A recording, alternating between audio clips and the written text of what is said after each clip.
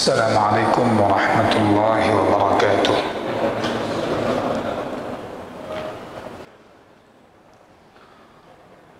Hadirin yang saya muliakan, jamaah Masjid Baitur Rahman dan seluruh orang tua kami, guru-guru kami yang berhadir di tempat yang mulia ini.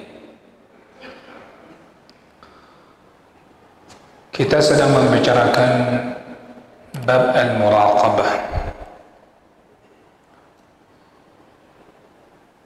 yang sedang kita ambil untuk menghadirkan pemahaman muraqabah dalam kehidupan sehari-hari adalah ketika kita sedang sholat. Ya, sederhananya kalau orang dalam sholat ia tidak merasa diperhatikan oleh Allah, bagaimana kita bisa berharap di luar sholat? Dalam sholat aja lalai, bagaimana dengan di luar sholat? Maka insya Allah orang yang memperhatikan sholatnya dengan baik, kehidupan kesehariannya juga akan ikut baik.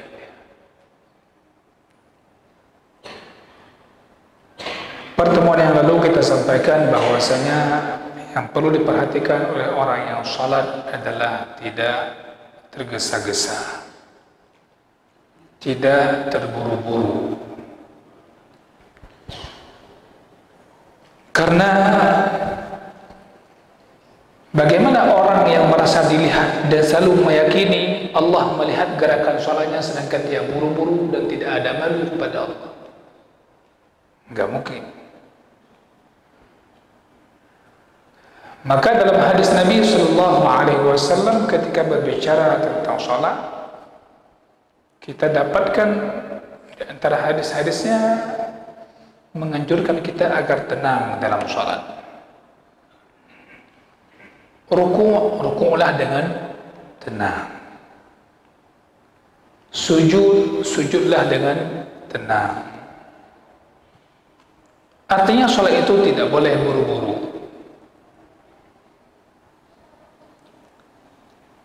Ketika orang ruku', perhatikan hendaknya dia ruku' dengan sempurna. Setelah sempurna anggota tubuhnya itu, baru dia mengucapkan bacaan ruku'nya.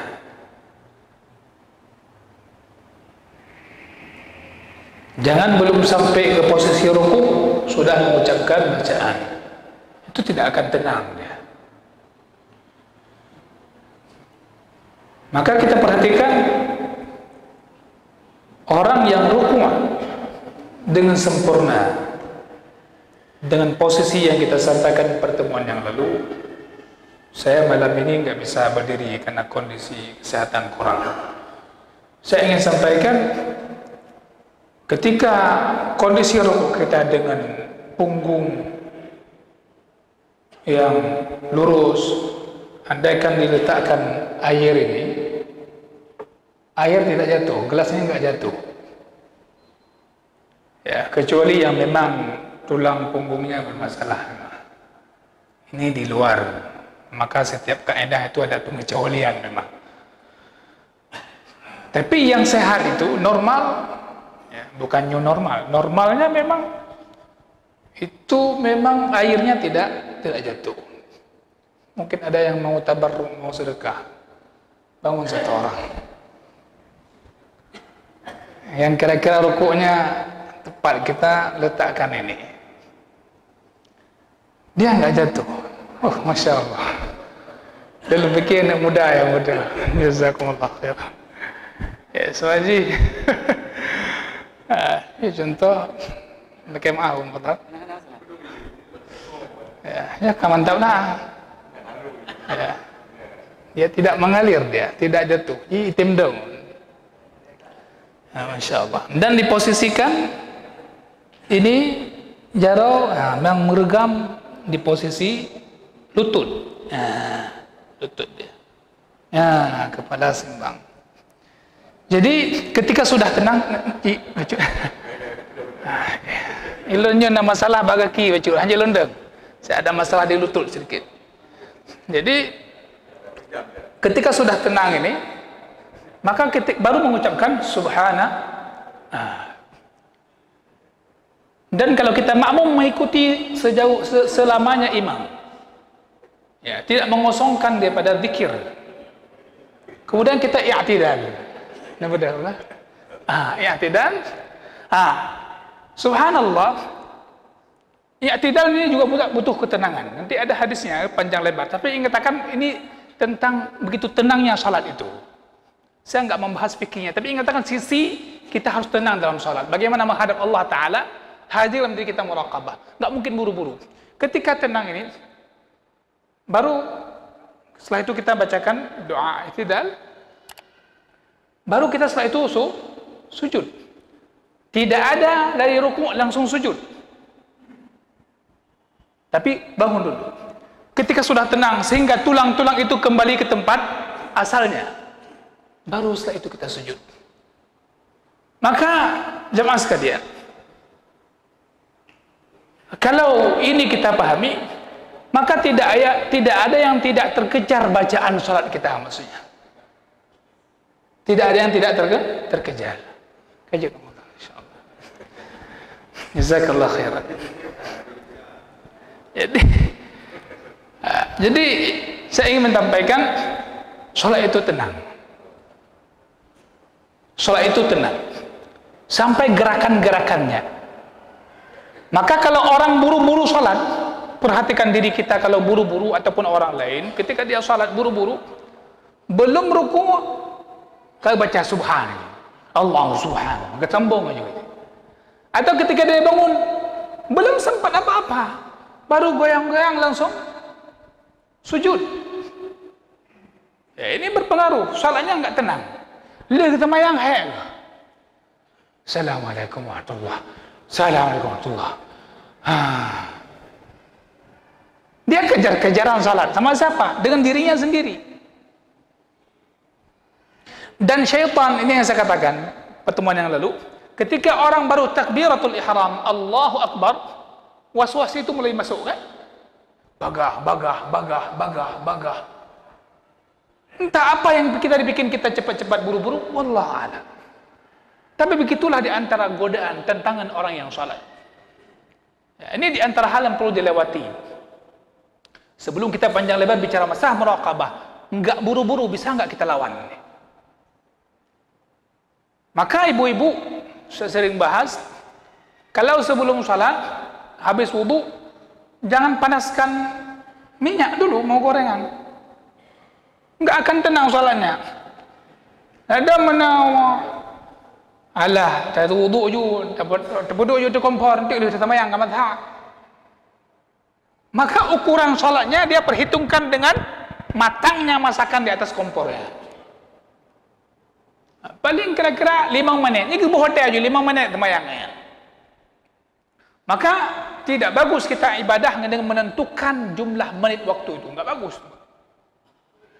Ada orang bilang, pohnya harus lebih. Poh sekian harus habis. Selesai. Enggak akan bisa.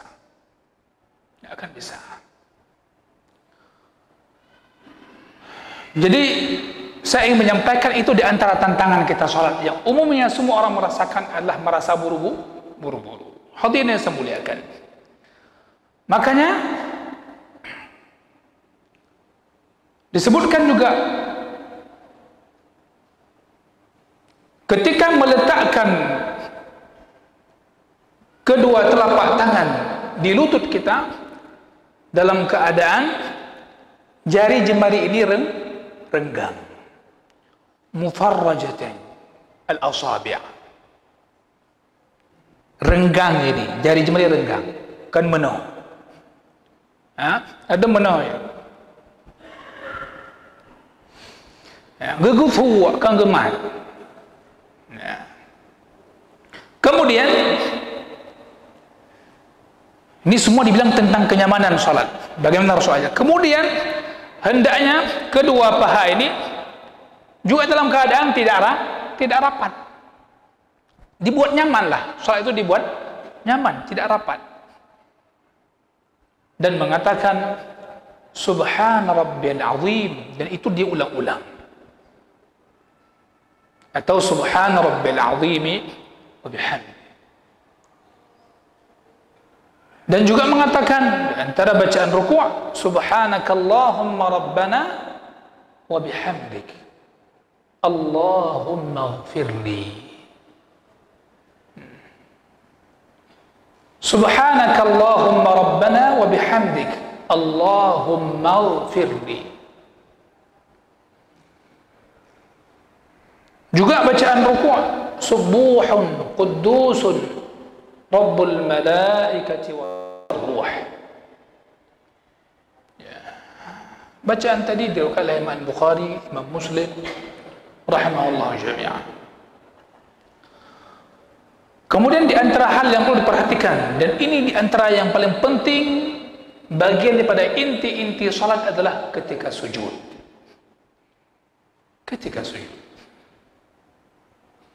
Ya. Sebelum saya bahas ketika sujud, kita mungkin ingat hadis yang dibahas ketika Rasulullah Shallallahu Alaihi Wasallam menyuruh seseorang sahabat untuk kembali salat. Kenapa? Enggak ada tumakni, enggak ada tumakninah. Apa arti tumakninah? Ketenangan, kan? Tenteraman. Ya. Anda sedang menghadap Allah, kenapa buru-buru? Rasul katakan, irji' fasalli fa innaka lam tusalli. Balik lagi salat. Padahal tadi semua gerakan dia lakukan. Tapi karena tidak ada tumakninahnya, disuruh ulang. Ya.